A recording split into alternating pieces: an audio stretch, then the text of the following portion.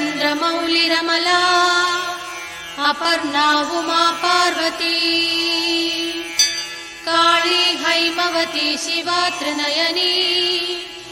कात्यायनी भैरवी सावित्री नवयौवना शुभकरी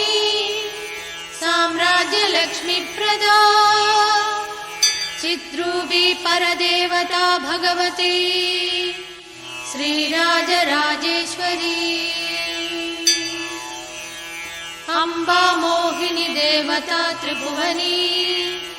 आनन्दसन्दायिनी वाणी पल्लवपाणि वेणुमुरळी गानप्रिया लोलिनी कल्याणी उडुराजबिम्बवदना धूम्राक्षसंहारिणी चिद्रूपी परदेवता भगवती श्रीराजराजेश्वरी अम्बा नूपुररत्नकङ्गणधरी केयूरहारावळी जाति चम्पक वैजयन्ति लहरी